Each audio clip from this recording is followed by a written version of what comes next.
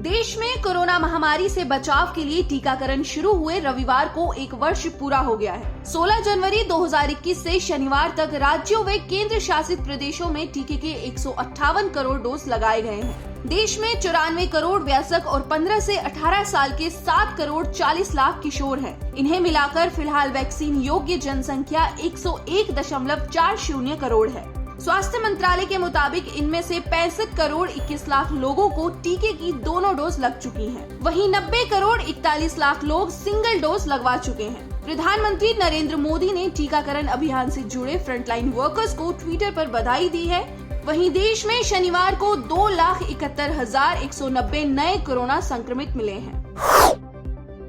Corona काल में भारत दुनिया को वैश्विक सुरक्षा कवच दे रहा है। विदेश मंत्रालय के मुताबिक भारत ने 31 दिसंबर 2021 तक वैक्सीन मैत्री कार्यक्रम के तहत विश्व के 97 देशों को कोरोना रोधी टीकों की 11 करोड़ 54 लाख खुराक भेजी हैं। इसमें बांग्लादेश को 2 करोड़ 25 लाख, म्यांमार को 1 करोड़ 46 लाख, नेपाल को 94 लाख 99 हजार, इंडोनेशिया को 90 लाख 8 हजार टीके की डोज भेजी गई हैं।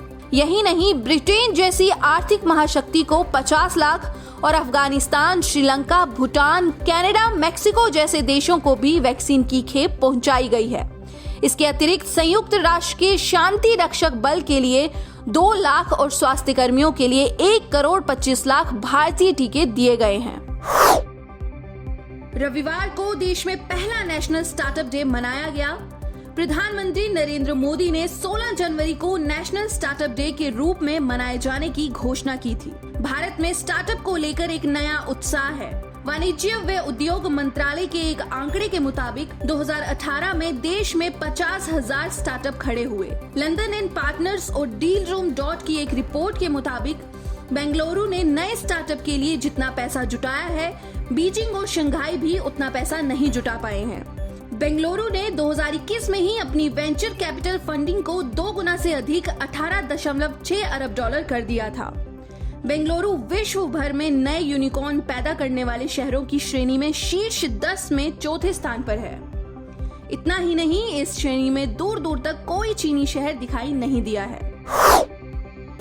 उत्तराखंड में विधानसभा चुनाव के लिए 14 फरवरी 2022 को मतदान होगा। इस बार विधानसभा चुनाव के इतिहास में पहली बार समुद्र तल से 3200 मीटर ऊंचाई पर स्थित गंगोत्री धाम को मतदान केंद्र बनाया गया है। उत्तराखंड के सबसे ऊंचाई पर स्थित इस स्थान में 137 मतदाता हैं, जिसमें अधिकतर संख्या साधु सन्यासियों की है, जबकि इनमें 10 महिला मतदाता भी शामिल हैं। इस मतदान केंद्र के बनने से पहले मतदाताओं को वोटिंग करने के लिए 25 किलोमीटर दूर धराली या फिर 29 किलोमीटर दूर मुखवा जाना पड़ता था। 2019 के लोकसभा चुनाव में यहाँ मतदान केंद्र बनाया गया था।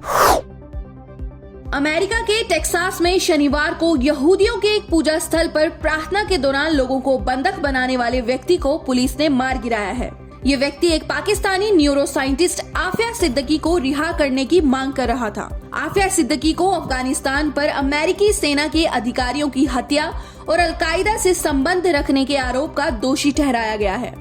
वह टेक्सास की एक जेल में बंद है। टेक्सास के गवर्नर ग्रेग एबॉट के अनुसार बंधक बनाए गए सभी लोग बाहर आ गए हैं और सुरक्षित हैं।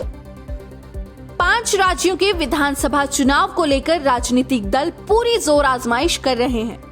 रविवार को कानपुर के पूर्व कमिश्नर असीम अरुण बीजेपी में शामिल हो गए। लखनऊ में भाजपा कार्यालय पहुंचकर उन्होंने पार्टी की सदस्यता ग्रहण की। इस दौरान असीम अरुण ने कहा, बीजेपी ने मुझे और अधिक सामाजिक कार्य करने के लिए राजनीति चुनने का सुझाव दिया है। उन्होंने कहा कि वंचित दलित समाज के लिए अभी बहुत सारा काम करना बाकी है। मैं कोशिश करूंगा कि वंचित दलित समाज आगे बढ़ सके। यूपी के आईपीएस अधिकारियों में असीम अरुण की तेज तर्रार अफसरों में गिनती होती है। लखनऊ में आतंकी सैफुल्लाह के एनकाउंटर में उनकी महत्वपूर्ण भूमिका रही है। पर्यावरण प्रदूषण को कम करने के लिए केंद्र सरकार इलेक्ट्रिक वाहनों को बढ़ावा दे रही है। इसी कड़ी में ऊर्जा मंत्रालय द्वारा नई गाइडलाइंस के जरिए इलेक्ट्रिक चार्जिंग स्टेशन स्थापित करने के नियमों में बदलाव किए गए हैं। नए नियमों के मुताबिक अब कोई भी व्यक्ति या संस्था बिना लाइसेंस पब्लिक चार्जिंग स्टेशन खोल सकता है। हालांकि इसके लिए कुछ शर्तों को पूरा करना होगा। पब्लिक चार्जिंग स्टेशन खोलने के लिए जरूरी मानक तय किए गए हैं। इनमें नागरिक, बिजली और सुरक्षा से जुड़ी शर्तें शामिल हैं। इलेक्ट्रिक चार्जिंग स्टेशन को ऊर्जा दक्षता ब्यूरो और केंद्रीय विद्युत प्राधिकरण द्वारा तय प्रोटोकॉल और तकनीकी सुरक्षा के नियमों का पालन करना होगा। भारत और रूस ने अरब सागर में संयुक्त सैन्य अभ्यास किया है। भारतीय नौसेना ने रविवार को ये जानकारी दी है। भारतीय नौसेना के लिए स्वदेशी रूप से डिजाइन मिसाइल विध्वंसक INS कोची रूसी नौसेना के सैन्य अभ्यास में शामिल रहा। इस तरह के युद्ध अभ्यास रणनीतिक और कूटनीतिक तरीके से बेहद महत्वपूर्ण माने जाते हैं। मिसाइलों और पनडुब्बी रोधी रॉकेटों से लैस स्टील्थ गाइडेड मिसाइल विध्वंसक को अभी हाल ही में भारतीय नेवी में जोड़ा गया है। ये पूरी तरह से स्वदेशी है और दुश्मनों के होश उड़ा देने वाली मिसाइल है। इसका निशाना एकदम अचूक है। राजस्थान के अलवर में नाबालिग लड़की से दुष्कर्म मामले में राजस्थान सरकार की मुश्किल बढ़ती जा रही है। राष्ट्रीय अल्पसंख्यक आयोग ने प्रदेश सरकार से रिपोर्ट तलब की है। आयोग की ओर से जारी बयान के मुताबिक अल्पसंख्यक आयोग के अध्यक्ष इकबाल सिंह लालपुरा ने अल्पसंख्यक समुदाय की लड़की के खिलाफ यौन हिंसा के मामले से जुड़ी खबरों का संज्ञान लिया है। राज्य के मुख्य सचिव से 24 जनवरी तक रिपोर्ट देने को कहा गया है। अल्पसंख्यक आयोग ने प्रदेश सरकार से सवाल किया है, इस मामले के आरोपियों को गिरफ्तार किया गया या नहीं? अगर गिरफ्तारी हुई तो किन धाराओं में हुई? अगर गिरफ्तारी नहीं हुई तो अब तक क्या कार्रवाई की गई?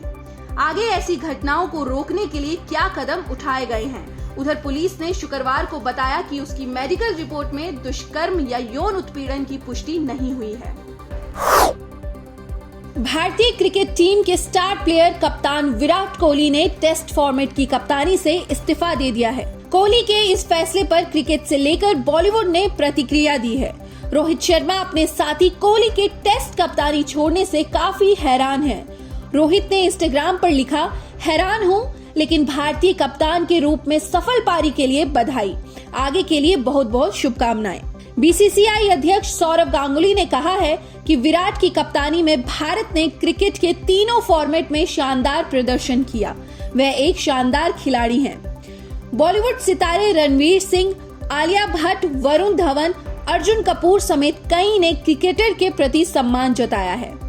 उधर कोहली के कप्तानी छोड़ने के बाद रोहित शर्मा भी टेस्ट टीम में कप्तान बनने के दावेदार हैं। इस रेस में KL राहुल, श्रेयस अय्यर और विकेटकीपर बल्लेबाज ऋषभ पंत का भी नाम सामने आ रहा है।